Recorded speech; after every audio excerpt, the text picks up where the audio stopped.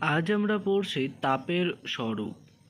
তাপ হলো এক প্রকারের শক্তি যা গ্রহণ করলে বস্তু উত্তপ্ত হয়ে ওঠে এবং বর্জন করলে ঠান্ডা হয়।